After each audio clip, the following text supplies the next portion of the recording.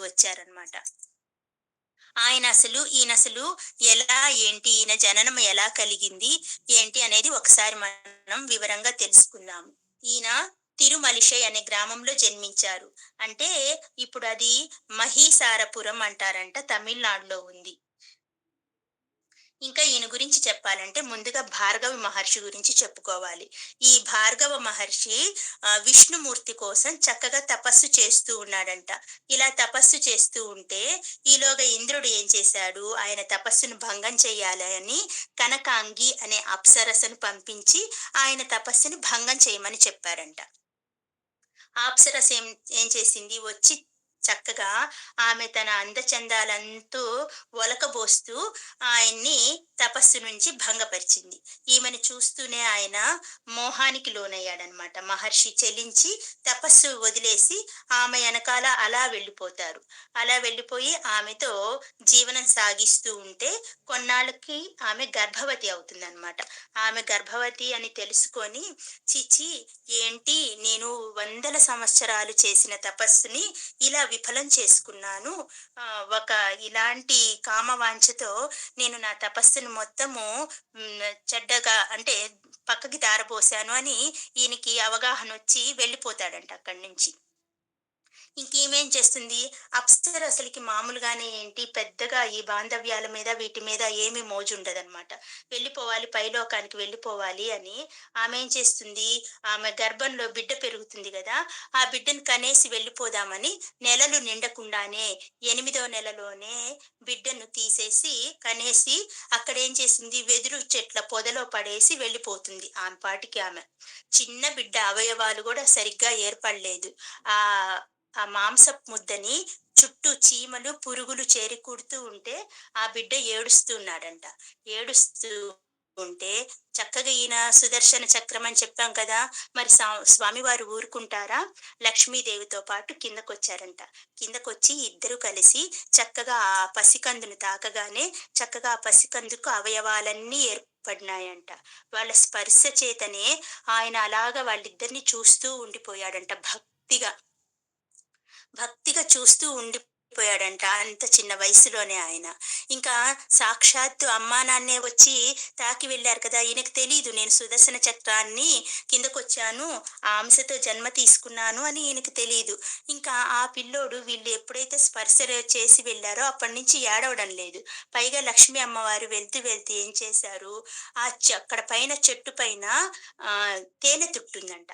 ఆ తేనె తుట్టకి చిన్న సందు చేసి వెళ్లారంట. దాంట్లో నుంచి తేనె పడుతూ ఉంటే ఈయన నోట్లోకి పడేటట్లు అక్కడ ఒక పరిస్థితిని కల్పించి ఇద్దరు కలిసి వైకుంఠానికి వెళ్ళిపోయారంట. ఆ పడే తేనెను చప్పరించుకుంటూ అసలు ఏడవకుండా అలాగే ఉండేవాడంట ఆ పసిపిల్లవాడు. అయితే ఇక్కడ ఆహ్, వెదురు వెదురు బుట్టలు అవి తయారు చేస్తారు కదండీ! ఆహ్, వా అతను ఆ వెదురు పుల్లల కోసం అక్కడికొచ్చాడంట. వచ్చి ఆ బాలుడిని చూసి, అబ్బా! ఎంతో తేజస్సుతో వెలిగిపోతున్నాడు. ఈ బిడ్డ నాకు భగవంతుడు ఇచ్చిన అనుగ్రహం, ప్రసాదం అనుకోని ఇంటికి తీసుకొనెళ్ళి పెంచుకుందామని ఆ బిడ్డని తీసుకొని ఇంటికి వెళ్తాడంట. కానీ వెళ్ళినప్పటి నుంచి ఆ బిడ్డ అసలు ఏడవడంట దేనికి. తిండి తినడంట అసలు, ఏమి లేదు. అదో ఇదిగా చూస్తా ఉంటాడంట. ఆనందంలో మునిగి తేలుతా ఉంటాడంట. ఎందుకు? ఇతనికి ఆ ఇద్దరి శ్రీమన్నారాయణు, లక్ష్మీనారాయణుల రూపమే కళ్ళల్లో ఉంది. చక్కగా వాళ్ళని చూస్తూ ఆనందిస్తూ ఉంటాడంట. ఇలా ఉంటే ఈ బిడ్డ ఏంటి అసలు ఏడవడు. ఆకలా వేయదు. ఆకలి అని అడగడు. ఏమీ తినడు. కానీ చక్కగా పుష్టిగా, బలంగా, ఆరోగ్యంగా ఉంటాడంట. ఏంది ఈ కారణం అంటే ఏముంది? ఆయన సుదర్శన చక్రం కదండీ! ఆయనకి అనారోగ్యం ఏముంటుంది? బలానికేం తక్కువుంటుంది? మనకే అనారోగ్యం వస్తే మనం సుదర్శన స్తవం చదువుకుంటే చక్కగా మనకి ఎలాంటి అనారోగ్యమైన నయమైపోతుంది. మరి సుదర్శన చక్రానికి ఏమవుతుందండి? ఏమి కాదు కదా! అలా ఉండగా బాబుకి ఒక 3 సంవత్సరాలొచ్చేసరికి ఒక వృద్ధ దంపతులు అంటే ఊరు ఊరు తిరుగుతూ వస్తున్నారంట. ఈ ఊర్లోకొచ్చారు. ఈయన ఉండే ఊర్లోకొచ్చారంట. వచ్చి ఈ ఊర్లో ఈ బాలుడి గురించి అందరూ విచిత్రంగా చెప్పుకుంటున్నారంట. ఏమని ఆ బాలుడు అసలేమీ తినడు, తినకపోయినా గాని చక్కగా ఆడుకుంటూ ఉంటాడు అని చెప్పుకుంటున్నారంట. అయితే ఆ బాలుడు ఎవరో చూద్దాము అని చెప్పి ఈ వృద్ధ దంపతులు వెళ్లారంట. ఈ వృద్ధ దంపతులకు ఒక అలవాటుందంట. ఈ లక్ష్మీనారాయణులకి నివేదన చెయ్యకుండా ఏమి కానీ వాళ్ళు తినరంట. అలా వీళ్ళింటికి చేరి ఆ బాలుడిని చూసి, ఆ బాలుడు తల్లిదండ్రులు చెప్పింది విన్నారంట. ఏమని, ఇట్లా బాలుడు ఏమి తినడు అంటే వీళ్ళేం చేశారు, వెంటనే పాలు తీసుకొని వెళ్ళి లక్ష్మీనారాయణుడికి నివేదించి, ఆ తర్వాత ఇచ్చిన పాలని తాగాడంట ఆ బాబు. ఒరేయ్! మేము తెచ్చుకున్న ఇన్నాళ్ళ తర్వాత బాబు ఈ మంత్రించిన పాలను తాగాడు. మీరు అనుష్ఠానం చేసి చక్కగా ఇచ్చారు కదా! మీరు కొద్ది రోజులు ఉండండి. మా పిల్లవాడికి ఇలాగే పాలు పట్టించండి, ఆహారం తినిపించండి. మాకవేం చేత కావు అని అడిగారంట. చక్కగా వాళ్ళు ఒప్పుకొని సరేనని చెప్పి ఉన్నారంట. ఉండి ఆ బాలుడిని పెంచుతున్నారు. ఎలాగా? స్వామివారికి నివేదించిన ఆహారాన్ని ఇస్తే ఆ పిల్లోడు చక్కగా తినేసి ఉంటున్నారంట. అలా ఈ బాలుడు యుక్త వయస్సుకొచ్చాడు. అంటే ఈ ఆళ్వార్ భక్తిసారుడు అనే ఆళ్వారనమాట. యుక్త వయస్సుకొచ్చిన తర్వాత వీళ్ళు చేసిన సేవకి ఆయన మురిసిపోయాడంట. మురిసిపోయి సరే మీకు ఏమైనా కావాలంటే కోరుకోండి అని అడిగాడంట.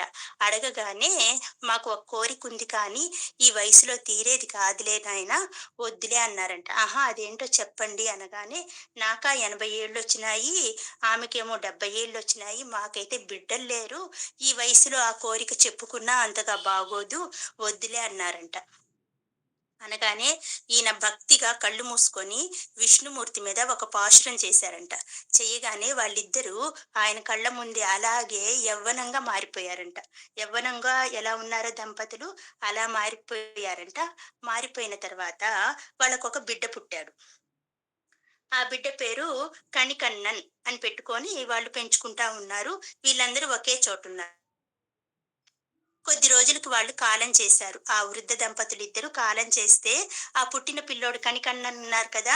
ఈయన దగ్గర శిష్యుడుగా ఉన్నాడంట. ఈ భక్తిసారుల దగ్గర శిష్యుడుగా ఉన్నారు. ఈయన ఇంక ఒక్క చోట ఉండరు కదా! ఈయన వచ్చిన పని ఏంటి? ఈ లోకంలోకి లోక సంచారం చేస్తూ చక్కగా ఈ భగవద్ భక్తిని అందరిలో కలుగజేయటానికి వచ్చారు. మరి ఇంకా ఉండరు కదా! వీళ్ళు అలా ఉల్లా పర్యటిస్తూ కాంచీపురానికి చేరారంట. కాంచీపురంలో ఒక గుడిలో ఉన్నారు.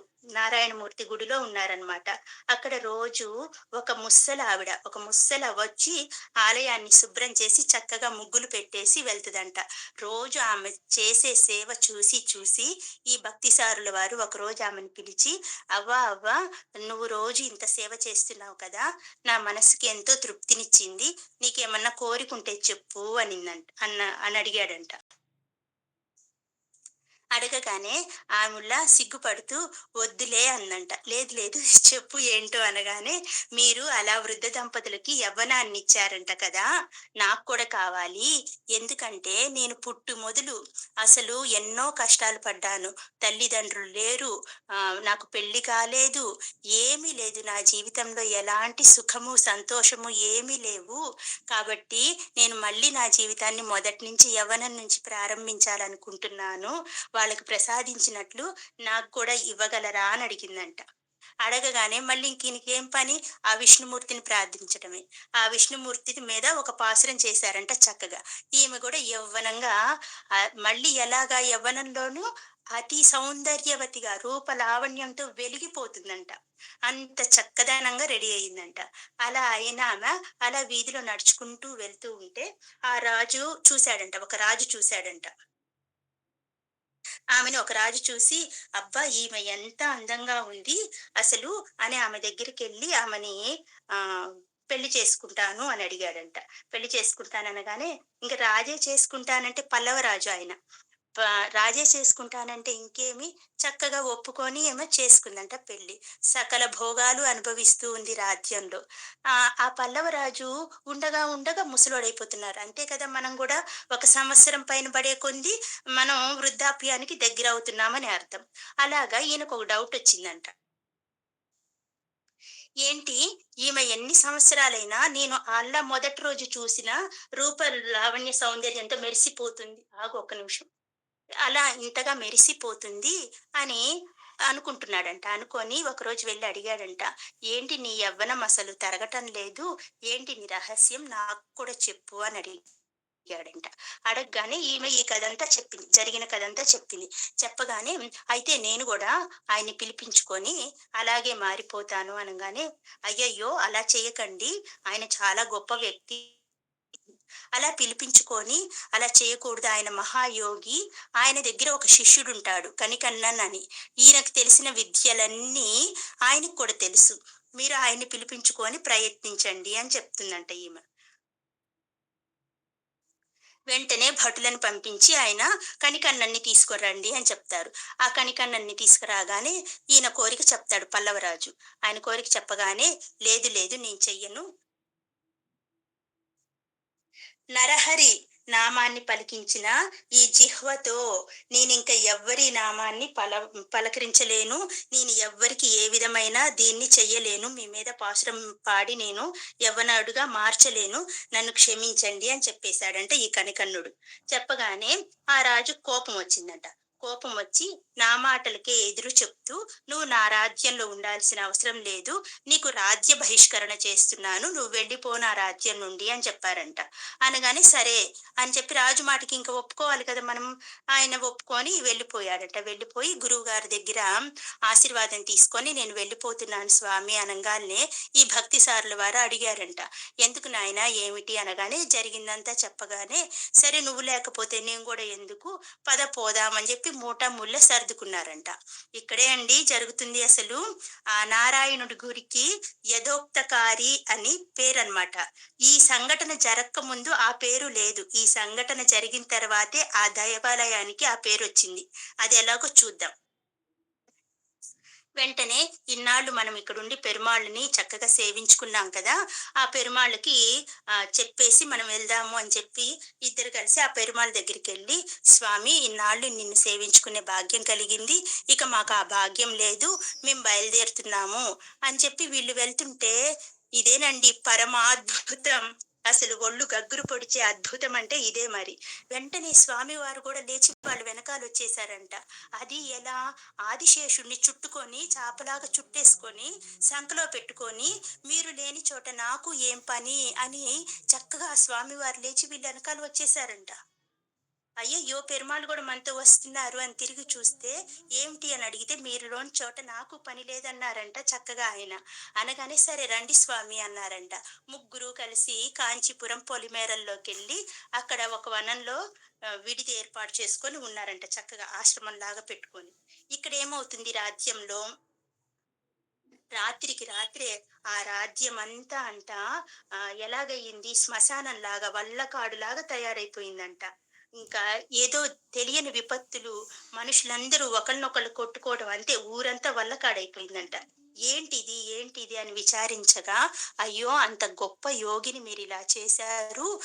ఇలా జరిగింది" అనగానే వెంటనే రాజుగారు వాళ్ళని వెతుక్కుంటూ వెళ్లారంట. వెతుక్కుంటూ వెళ్లి కాళ్ళ మీద పడి క్షమాపణ అడిగారంట. క్షమాపణ అడగగానే, సరే శాంతించి వాళ్ళు రాజుని క్షమించేసి, "వెళ్దాం పదండి" అనంగానే ఈయన కూడా ఆయన ఆదిశేషుడిని చాపలాగా మళ్ళీ సంకలో పెట్టుకొని వీళ్ళతో పాటు మళ్ళీ వచ్చి మందిరంలో ఉన్నారంట. మందిరంలో ఎలా ఉన్నారు? ఇదొక అద్భుతం వినండి అసలు. "నేను నీకు లేచి నీతో పాటు వచ్చినట్టు, మళ్ళీ ఇక్కడ ఉన్నట్టు జనాలకి, లోకులకి చెప్తే ఈ లోకమంతా నమ్మదు. దీనికి ఒక నిరూపణ కావాలి. అలా నిరూపణగా నేను ఎప్పుడు ఎలా ఉంటారు స్వామివారు కుడి చేతి వైపు పడుకొనుంటారు కదా! ఏ ఆలయంలో అయినా మనకు అలాగే దర్శనమిస్తారు పెరుమాళ్ళు. ఆ కుడి చేతి వైపున పడుకుంటారు కదా!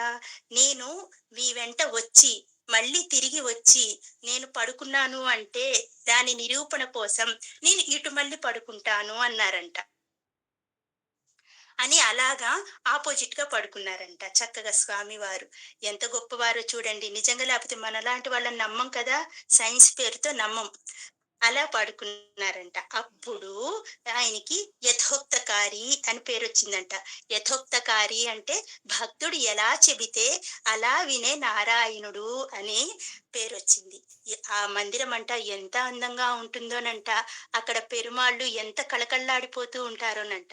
వెళ్ళినప్పుడు ఒకసారి చూడండి అందరూ చక్కగా. ఇంకా భక్తిసారుడి దగ్గరికొద్దాం. ఈయన చిన్నప్పటి నుంచి ఎన్ని కష్టాలు పడ్డాడో పాపం. ఎలాంటి కష్టాలు పడ్డాడు? ఎందుకు పడ్డాడు అంటే మనం చెప్పుకున్నాం కదా! వెదురు బుట్టలు అల్లుకునే ఆయన కుటుంబంలో పెరిగాడు అని. వాళ్ళంటే ఏంటి? తక్కువ కులం వాళ్ళు అని, శూద్రులు అని అందరికి చిన్న చూపు. అంటే ఈయన గూడా శూద్రుడు అనుకుంటున్నారు అందరూ. స్వామివారి సుదర్శన చక్రమే జన్మ తీసుకున్నారని అనుకోవటం లేదు ఎవ్వరు. అందరూ అంట ఎక్కడికెళ్ళినా ఇతను శూద్రుడు, శూద్రుడు అని అవమానిస్తూ అలా కష్టాల్లో పెరిగాడంట. ఒకసారి ఆయనేం చేశారు, కుంభకోణం దగ్గరికి వెళ్లారంట. కుంభకోణంలో సారంగపాణి ఆలయం అని ఒక గొప్ప ఆలయం ఉంటుందంట. ఆ ఆలయ పూజారి ఇది ఇది జరిగింది కదా ఇంతకు ముందు ఈ సంఘటన, యథోక్తకారి అయ్యాడు కదా నారాయణుడి. ఇంకా ఈయన పేరు అన్ని చోట్ల వ్యాపించిపోయిందంట భక్తిసారుల వారు అని. ఇంకా అక్కడికి వెళ్ళగానే అక్కడ ఆలయంలో ఏం జరుగుతుందంట, యజ్ఞాలు, హోమాలు జరుగుతున్నాయని ఈయన చూడడానికి వెళ్లారంట.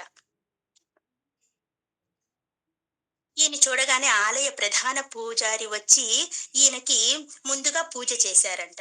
పూజ చేయగానే అక్కడ యజ్ఞం చేస్తున్న ఋత్వికులందరూ కలిసి, "అరెరే! నువ్వు ఒక శూద్రుడికి ఇంతటి గౌరవాన్ని ఇస్తావా?" అని లేచి వెళ్ళిపోబోయారంట. వెళ్ళిపోతున్న వాళ్ళందరినీ ఆపి, "అయ్యయ్యో! నా గురించి మీరందరూ ఎవరు వెళ్ళనవసరం లేదు. నేనే వెళ్ళిపోతాను" అని చెప్పి ఈయన వెళ్ళగానే అక్కడ సారంగిపాణి ఆలయంలో ఉన్న నారాయణుడు గూడా పైకి లేచాడంట. ఎందుకు ఈయనతో పాటు రావడానికి. ఇంక చూడండి ఆశ్చర్యం అంటే చిన్న ఆశ్చర్యమా? వెంటనే విగ్రహం లేస్తూ ఉండంగానే ఈయన గమనించి, "స్వామి లేవొద్దు, లేవొద్దు. నేనిక్కడే కూర్చుంటాను. మీరు అలాగే ఉండండి. ఎక్కడికి లేవొద్దు. మీరు రావొద్దు" అన్నాడంట. వెంటనే ఆ స్వామి అలా లేస్తూ, లేస్తూ అలా మధ్యలోనే ఆగిపోయాడంట స్వామి. అలాగే ఉంటుందంట. కుంభకోణంలో మనకు సారంగపాణి ఆలయంలో విగ్రహం. లేస్తూ, లేస్తూ అలా మధ్యలో కొంచెం లేస్తూ అట్లా ఆగిపోయినట్టు భంగిమలో ఉంటారంట నారాయణమూర్తి. అప్పటినుంచి ఆయనకి ఉత్థాన శయనమూర్తి అని పేరు వచ్చింది. అంటే లేస్తూ, లేస్తూ అలా ఆగాడు కాబట్టి అలాంటి పేరు వచ్చిందంట. అంత గొప్ప వ్యక్తికే అవమానాలు తప్పలేదు. ఈ కులపిచ్చి ఎంతటిదంటే వర్ణాలు నా నుంచే నేనే సృష్టించాను అని సాక్షాత్ శ్రీకృష్ణ భగవానుడు ఎన్నిసార్లు చెప్పినా కానీ, ఎంతమంది చెప్పినా కానీ ఎవ్వరూ వినరు. శూద్రులైతే వాళ్ళని అవమానించాలని రూలుందా అండి? నిన్న మనం ముగ్గురు ఆళ్వార్ల గురించి చెప్పుకున్నాం కదా! వాళ్ళందరూ మీ పేరేంటి? మీ ఊరేంటి? అని ఒకళ్ళకొకళ్ళు అడగకుండానే అందరూ ఒక చోట చేరారంటే అప్పట్లోనే వాళ్ళు చూడండి ఎంత ఐక్యతగా ఉన్నారు. ఆళ్వార్లు కాబట్టి భక్తుల అదే స్వామివారి దగ్గర నుంచి వచ్చారు కాబట్టి వాళ్ళు అంతటి ఉన్నత స్థితిని కలిగి ఉన్నారు. మనం కూడా ఈ కుల అపోహలో పడి ఇలా ఎవ్వరం చెయ్యొద్దు. శూద్రుడైనా సరే స్వామివారి మెచ్చి ఆయన ఎనకాల వచ్చారు అంటే ఎంతటి విశేషం. అంటే స్వామివారికి తెలుసు కాబట్టి వెళ్లారు అనవద్దు. ఈ వర్ణాలన్నీ స్వామి సృష్టించబడినాయే. అలా తిరుమలశై ఆళ్వారు భక్తిసార అంటే భగవంతుడి మీద అంత భక్తిని కలిగి ఉన్నాడు కాబట్టి అతని పేరుతో ఎవరు పిలవటంలా అతన్ని. భక్తిసారుడు అనే పిలుస్తున్నారు. అలా మనం ఈరోజు 4వ ఆళ్వారు గురించి చెప్పుకున్నాం చక్కగా. జై శ్రీమన్నారాయణ.